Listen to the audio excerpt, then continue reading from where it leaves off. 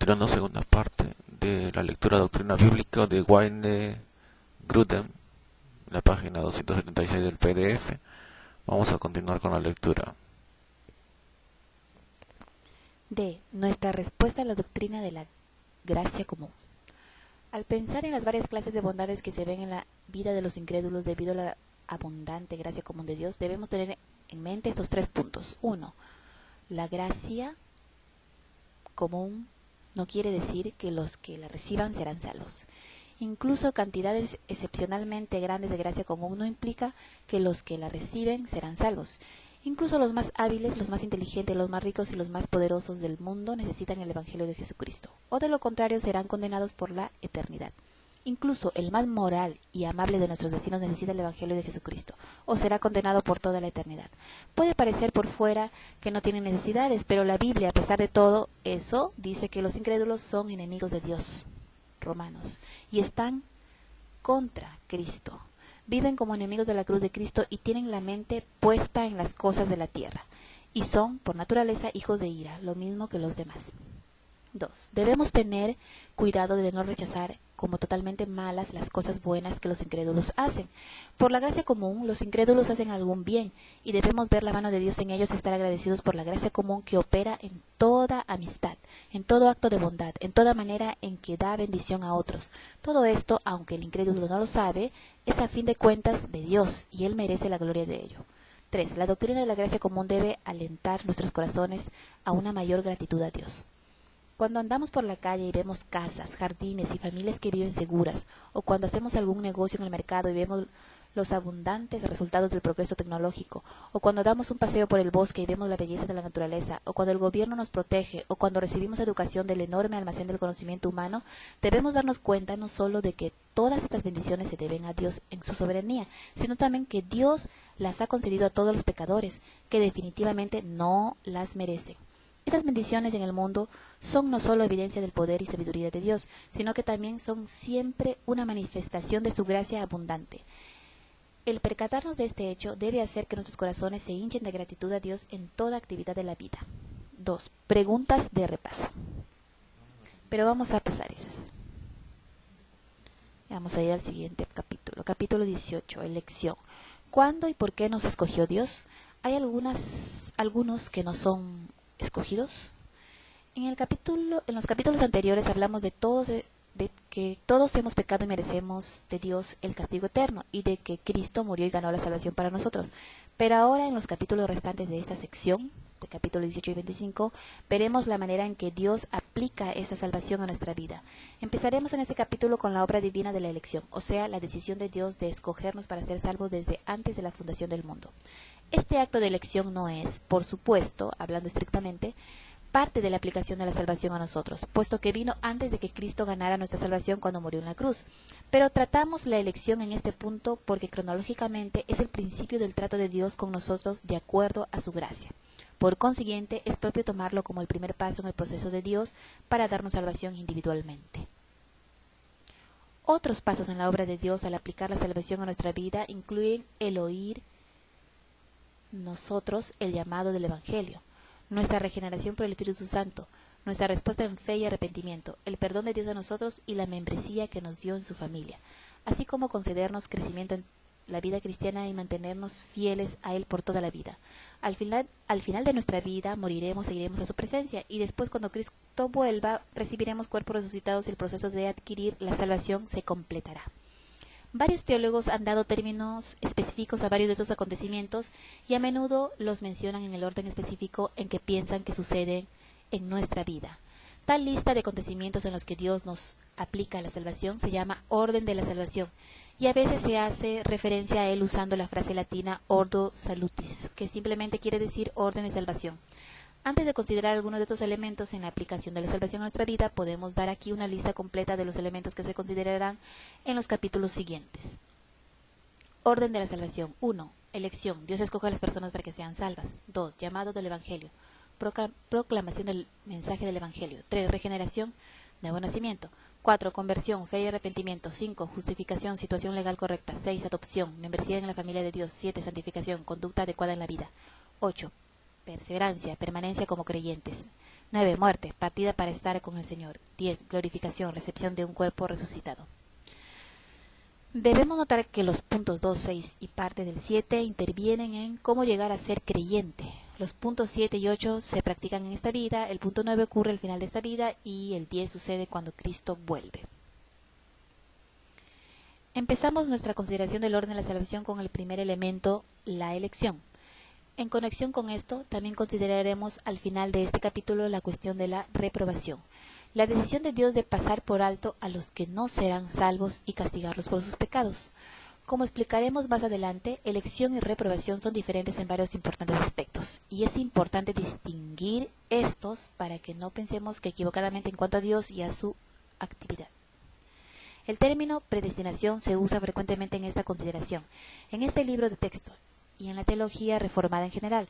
Predestinación es un término más amplio e incluye los dos aspectos, elección para los creyentes y reprobación para los incrédulos. Sin embargo, el término doble predestinación no es un término útil porque da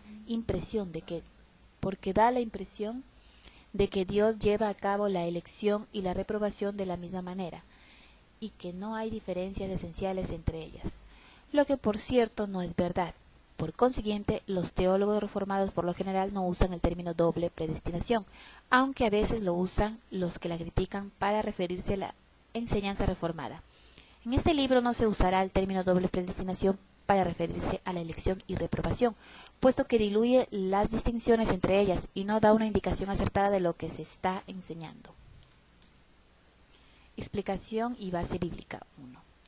Podemos definir la elección como sigue. Elección es el acto de Dios antes de la creación en el que Él escoge a algunas personas para salvarlos, no a cuenta de ningún mérito previsto en ellas, sino solamente debido a su soberanía y placer. Ha habido mucha controversia en la Iglesia y muchos malos entendidos en cuanto a esta doctrina. Muchas de las cuestiones controvertidas respecto a la voluntad y responsabilidad del hombre y respecto a la justicia de Dios con respecto a las decisiones humanas la hemos considerado con alguna extensión en conexión con la providencia de Dios. Capítulo 8. Aquí enfocaremos solamente las cuestiones adicionales que se aplican específicamente a la cuestión de la elección. Nuestro método en este capítulo sencillamente será citar primero una serie de pasajes del Nuevo Testamento que hablan de la elección. Luego intentaremos entender el propósito de Dios que los autores del Nuevo Testamento ven en la doctrina de la elección. Finalmente, intentaremos aclarar nuestra comprensión de esta doctrina y responder a algunas objeciones y también consideraremos la doctrina de la reprobación. ¿Enseña el Nuevo Testamento la predestinación?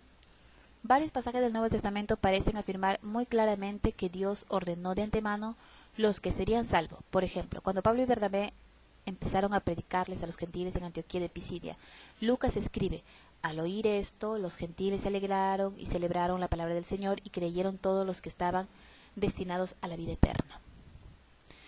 Es significativo que Lucas menciona el hecho de que la elección casi al paso. Es como si fuera algo normal cuando se predica el Evangelio. ¿Cuántos creyeron? Creyeron todos los que estaban destinados a la vida eterna. En Romanos 8, 28, 30 leemos: ahora bien, sabemos que Dios dispone todas las cosas para el bien de quienes lo aman, los que han sido llamados de acuerdo con su propósito, porque a los que Dios conoció de antemano, también los predestinó a ser transformados según la imagen de su Hijo, para que Él sea el primogénito entre muchos hermanos. A los que predestinó también los llamó, a los que llamó también los justificó, y a los que justificó también los glorificó.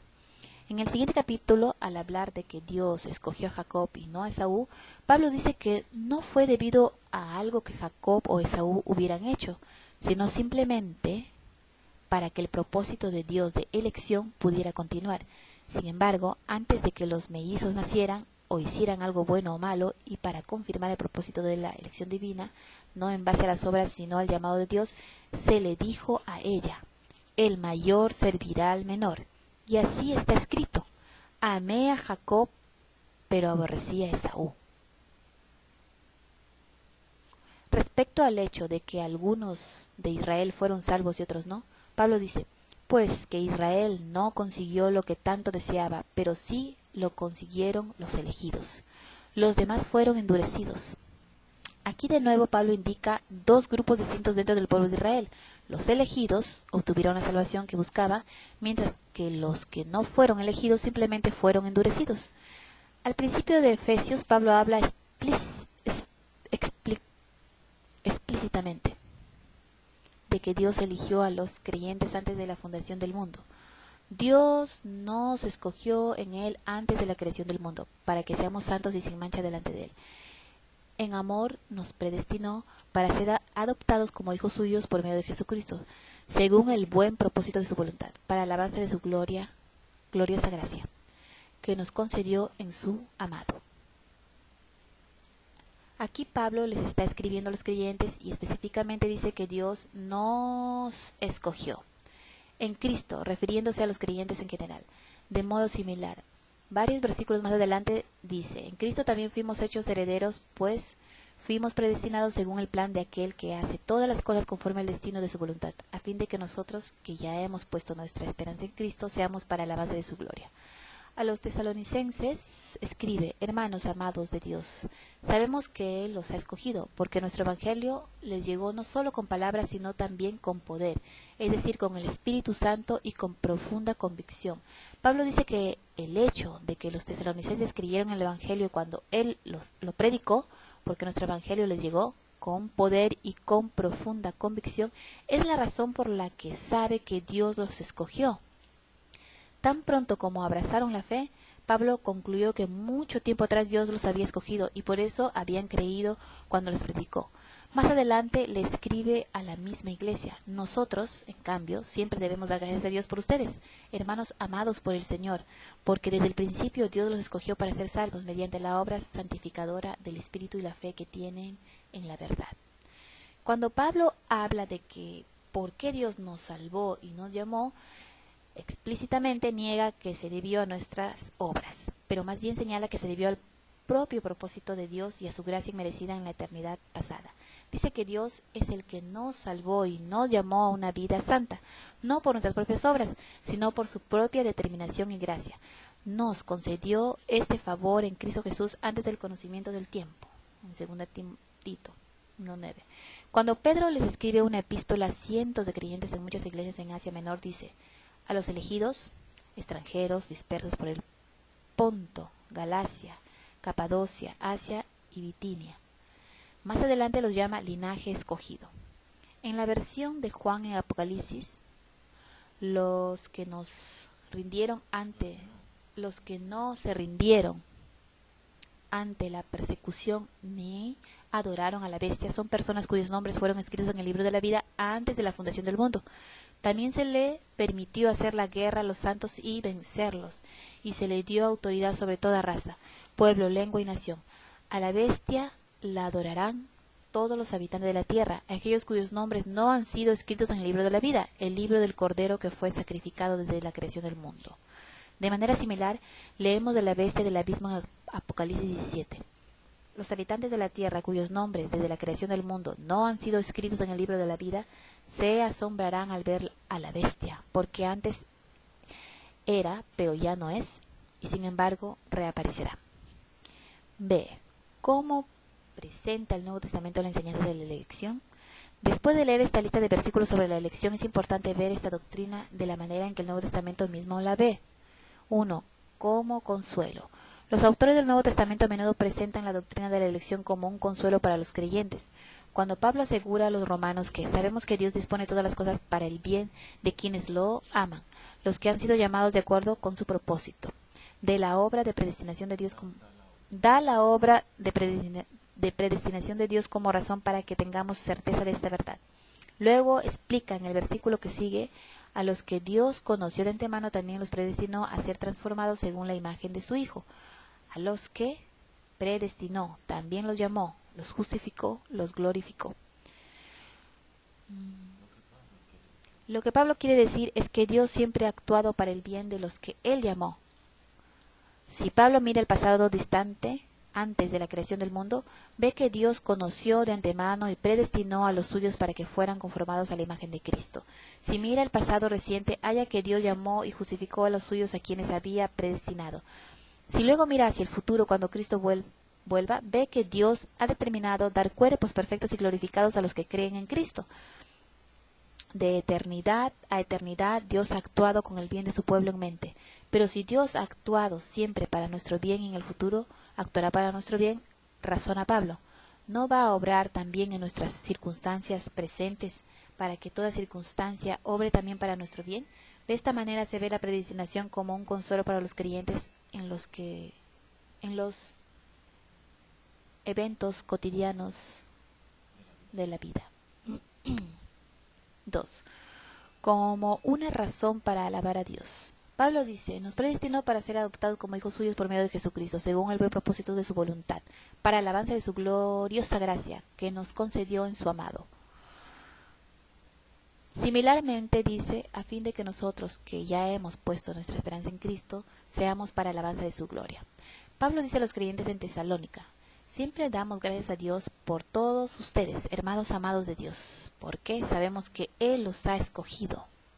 Pablo da gracias a Dios por los creyentes tesalonicenses porque sabe que Dios es a fin de cuentas el agente de su salvación y en efecto los ha escogido para salvarlos. Esto es incluso más claro en 2 Tesalonicenses 2:13. Nosotros, en cambio, siempre debemos dar gracias a Dios por ustedes, hermanos amados por el Señor, porque desde el principio Dios los escogió para ser salvos, mediante la obra santificadora del Espíritu y la fe que tienen en la verdad. Pablo se sentía obligado a dar gracias a Dios por los creyentes de Tesalónica porque sabía que la salvación de ellos se debía a que Dios los había escogido. Por consiguiente, es apropiado que Pablo dé gracias a Dios por ellos en vez de alabarlos a ellos por su fe salvadora.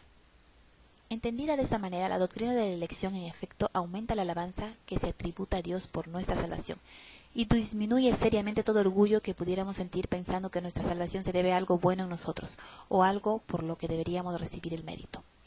3. Como un acicate para la evangelización.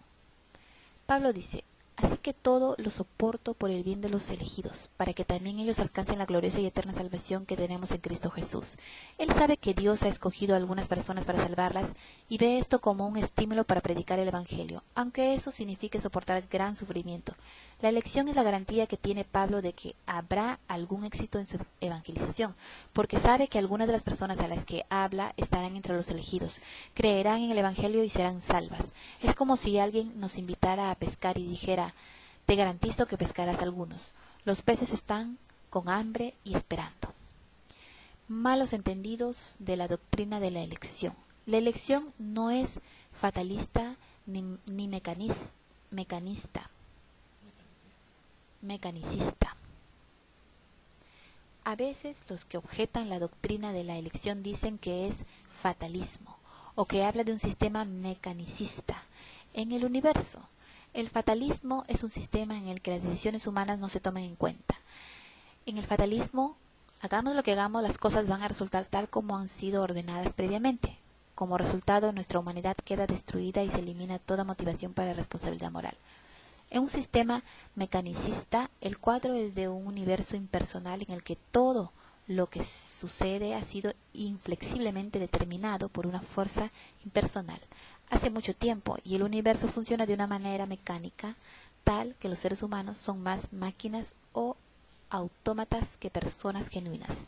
Aquí también la personalidad humana genuina queda reducida a un nivel de máquina que sencillamente funciona de acuerdo a planes predeterminados y en respuesta a causas e influencias predeterminadas. En contraste con el cuadro 4 mecanicista, el Nuevo Testamento presenta la obra entera de nuestra salvación como algo que un Dios personal ha producido en relación con criaturas personales. Dios, en amor, nos predestinó para ser adoptados como hijos suyos por medio de Jesucristo, según el buen propósito de su voluntad. El acto de elección de Dios no fue ni impersonal ni mecanicista, sino que estuvo empapado de amor personal por los que Él eligió. Es más, al hablar de nuestra respuesta a la oferta del Evangelio, la Biblia continuamente nos ve, no como criaturas mecánicas o autómatas, sino como personas genuinas, criaturas personales que toman decisiones voluntarias para aceptar o rechazar el Evangelio. Jesús invita a todos: vengan a mí, todos ustedes que están cansados y agobiados, y yo les daré descanso. Leemos la invitación al fin del Apocalipsis. El Espíritu y la novia dicen: ven. Y el que escuche, diga: ven. El que tenga sed, venga. Y el que quiera, tome gratuitamente del agua de la vida. Esta invitación y muchas otras como ella se dirige a personas genuinas que son capaces de oír la invitación y responder a ellas mediante una decisión espontánea. En contraste con la acusación del fatalismo, vemos un cuadro muy diferente en el Nuevo Testamento. No es solamente que tomamos decisiones como personas de carne y hueso, sino que estas decisiones también son decisiones verdaderas porque afectan el curso de los acontecimientos del mundo, afectan nuestra vida y afectan la vida y destino de otros. Así que el que cree en Él no es condenado, pero el que no cree ya está condenado, por no haber creído en el nombre del Hijo unigénito de Dios. Nuestra decisión de creer o no en Cristo tiene consecuencias eternas en nuestra vida, y la Biblia no se cohíbe de hablar de nuestra decisión de creer o no como el factor que decide nuestro destino eterno. La implicación de esto es que ciertamente debemos predicar el Evangelio, y el destino eterno de las personas depende de si proclamamos o no el Evangelio. Por consiguiente, cuando el Señor le dijo una noche a Pablo: no tengas miedo, sigue hablando y no te calles, pues estoy contigo. Aunque te ataquen, no voy a dejar que nadie te haga daño, porque tengo mucha gente en esta ciudad. Pablo no concluyó simplemente que la mucha gente que pertenecían a Dios se salvaría, ya fuera que se quedara allí y predicar el Evangelio. No, más bien Pablo se quedó allí 1 año y medio enseñando entre el pueblo la palabra de Dios. Esto fue el tiempo más largo que Pablo se quedó en una ciudad, excepto Éfeso, durante sus 3 viajes misioneros. Cuando a Pablo le fue dicho que Dios tenía muchos elegidos en Corintio, se quedó allí más tiempo y predicó a fin de que los elegidos pudieran salvarse. La elección no se basa en el preconocimiento de Dios de nuestra fe. Muy comúnmente la gente concordará que Dios predestina a algunos para salvarlos, pero dirán que hace esto mirando al futuro y viendo quién va a creer en Cristo y quién no. Si Él ve que la persona va a aceptar la fe que salva, predestinará a esa persona para que sea salva, basado en el preconocimiento de la fe de esa persona. Si ve que la persona no va a aceptar la fe que salva, no predestina a esa persona para que sea salva. De esta forma, según esta manera de pensar, la suprema razón por la que algunos son salvos y otros no recae en las mismas personas, no en Dios. Todo lo que Dios hace en su obra de predestinación es dar confirmación a la decisión que Él sabe que las personas tomarán de su propia voluntad. El versículo que comúnmente se usa para respaldar esta idea es Romanos 8:29, porque a los que Dios conoció de antemano, también los predestinó a ser transformados según la imagen de su Hijo. Preconocimiento de personas, no de hechos. Muy difícilmente se puede usar Romanos 8:29 para demostrar que Dios basó su predestinación en un conocimiento previo del hecho de que una persona iba a creer. El pasaje habla más bien del hecho de que Dios conoció a las personas, a los que Dios conoció de antemano, no que Él supo algunos hechos en cuanto a ellos, tal como el hecho de que esas personas creerían. Es un conocimiento personal de relación el que se considera aquí. Dios, mirando al futuro, pensó en ciertas personas que en una relación salvadora consigo mismo, y en ese sentido la conoció hace mucho tiempo.